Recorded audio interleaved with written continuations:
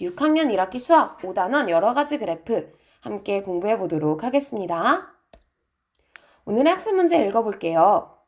원그래프에 대해서 알아보고 자료를 원그래프로 표현해 보도록 하겠습니다. 자, 그럼 우선 원그래프란 무엇일까요? 1번, 2번, 3번 중에서 골라주세요. 네, 맞아요. 2번이 원그래프가 되겠죠. 어떻게 알았나요? 아마 많은 친구들이 원그래프의 모양을 보고 알 수 있었을 거예요. 원그래프는 당연히 원 모양일 테니까 2번을 고른 친구들 많겠죠? 자, 그럼 원그래프가 다른 그래프들과 다른 점은 무엇이 있을까? 네, 1번 그래프는 막대 그래프, 수량을 나타내죠? 2번과 3번 그래프는 각각 원그래프 그리고 지난 시간에 배웠던 띠그래프로 이것은 둘 다 비율을 나타냅니다. 그러니까 정보 자체가 1번과 2, 3번은 서로 달라요. 그럼 2번과 3번 사이의 차이점은 뭐가 있을까요? 네, 2번은 원 모양이고 3번은 띠 모양이니까 모양이 서로 다르겠죠. 이렇게 여러분이 말로 설명할 수 있으면 잘 공부하는 겁니다. 자, 우리 그럼 실제로 교과서를 보고 원그래프로 자료를 표현하는 방법에 대해서 공부해 볼게요. 우리가 띠그래프도 배웠지만 첫 번째에선 자료를 정리하고 두 번째에서는 백분율을 파악하고 자, 이것은 우리가 비율 그래프이기 때문에 이런 특징을 가진다고 했었죠? 그리고 세 번째, 지난 시간에는 띠그래프로 나타냈지만 이번 시간에는 원그래프로 나타내 볼 겁니다. 그러면 다른 점은 네, 마지막 3번만 다르고 나머지는 지난 시간에 배웠던 것과 굉장히 비슷합니다. 그러니까 쉽게 공부할 수 있을 거예요. 자, 그럼 우리 한번 자료 정리부터 한번 해볼까요? 여기 이렇게 조사하고 싶은 문화재들이 정리되어 있고요. 이것을 우리가 학생 수별로 조사를 해보려고 합니다. 조사할 항목은 첨성대, 경복궁, 화성, 석굴암 여기에 해당되지 않는 것은 모두 기타가 되겠네요. 여기서 특징이 있었죠. 이 모든 것을 다 더하고 나면 합계가 딱 맞아 떨어져야 합니다. 지금 자료의 수는 모두 몇 개죠? 5명씩 4줄이니까 합계 20이 나와야 됩니다. 여기에 유념하면서 여러분이 학생수 조사를 해볼 거예요. 먼저 첨성대부터 세워볼까요? 첨성대는 세모 모양으로 한번 찾아볼게요. 하나, 둘, 셋, 넷, 다섯, 여섯. 자, 이렇게 6명이 되는구나 알 수 있겠죠. 경복궁은 모양이 헷갈릴 수 있으니까 네모 모양으로 한번 찾아보면 되겠죠. 경복궁 하나, 둘, 셋, 넷, 그리고 다섯.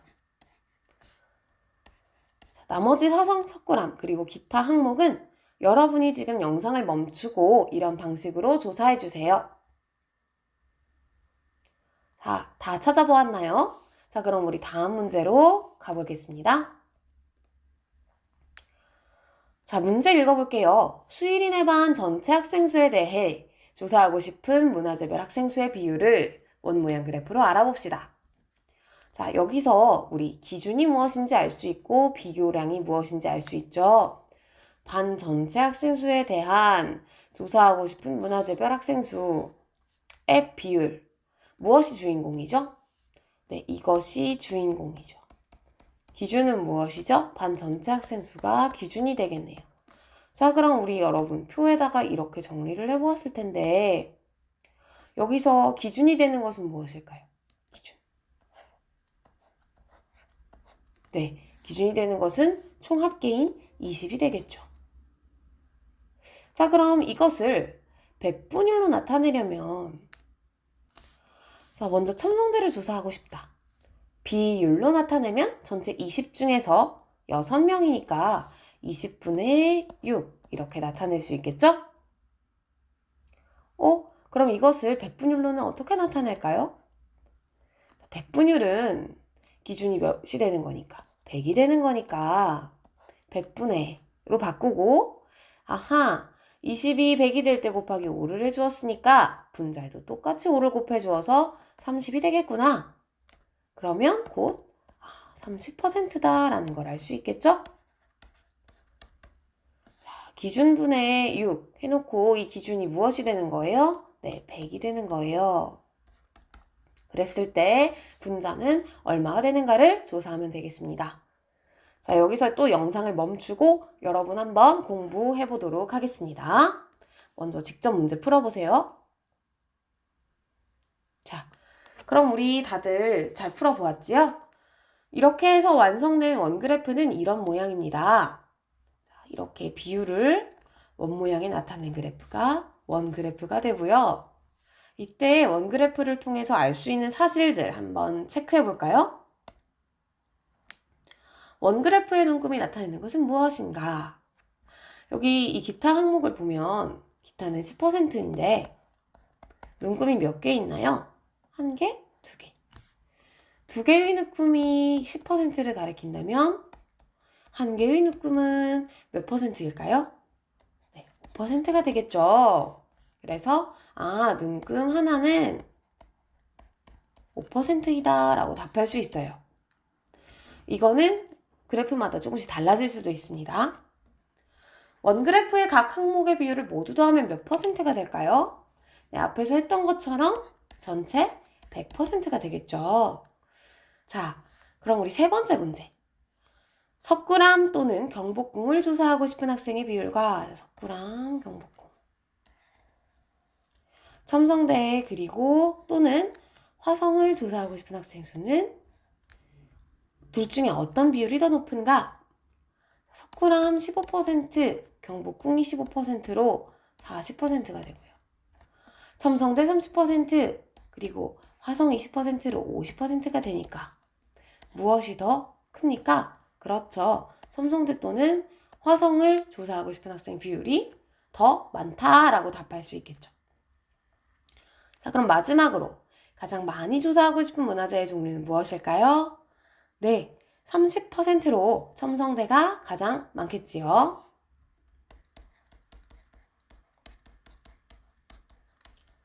여기서 우리가 질문에 대해서 답하면서 알아본 것처럼 여러분이 국어 과제를 하게 될 때도 여러분 이렇게 그래프 해석하는 거, 그래프 분석하는 걸 참고해서 과제해 주시면 되겠습니다. 발표하기 과제예요.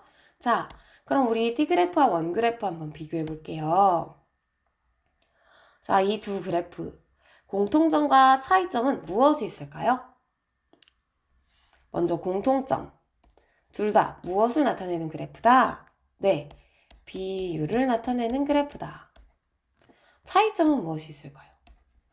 모양에서의 차이점이 있겠죠? T그래프는 T모양, 원그래프는 원모양. 그런데 어차피 똑같은 모양인데 왜 하필이면 이렇게 하나는 T그래프, 하나는 원그래프가 된 걸까요? 네, 원그래프가 가지고 있는 장점이 있습니다. 만약 우리가 1% 또는 0.1%를 그래프에 나타내야 한다고 볼까요? 그렇게 되면 T그래프에서는 1% 아주 힘들게 한 줄 그리겠죠. 하지만 원그래프에서는 여기 있는 이 5개 중에서 다시 한 개의 눈금을 그려서 1%를 표시할 때에도 각도가 조금씩 더 커지죠. 자, 여기 커지는 걸 보면 원그래프는 바깥으로 갈수록 면적이 점점 커지는 특징을 가지고 있어요.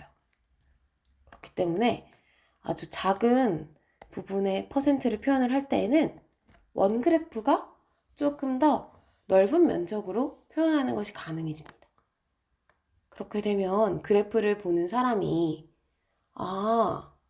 이만큼의 항목은 이만큼의 비율을 차지하고 있구나 라고 알아보기가 조금 더 쉬워지는 거죠.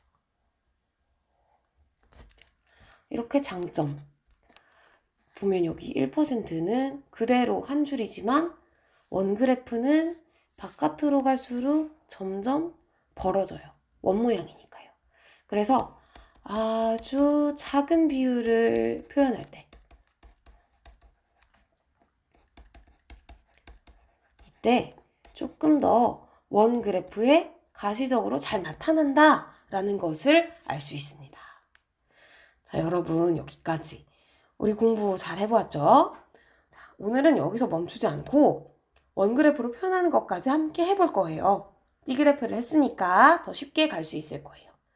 자, 앞에서 우리가 백분율 구했던 방법처럼 여기서도 똑같이 백분율을 구해주시면 되겠어요. 자, 그럼 여기 전시간별 학생수, 이건 아예 새로운 자료입니다. 교과서 페이지 수도 바뀌었어요. 102쪽이에요. 자, 이 합계 240이 얼마로 바뀌겠어요? 100으로 바뀌겠죠? 이때 각각 퍼센트를 구해봅시다. 자, 그럼 먼저 선사관부터 구해볼까요? 240분의 72가 될 텐데 이것의 백분율이 기준이 뭐가 될 때? 네, 100이 될 때 어떻게 되겠는가? 요렇게 커졌다가 작아지는 경우 우리가 생각해보면 이거는 24분의 10 그러니까 12분의 5를 곱했겠다 라고 바로 생각할 수도 있어요.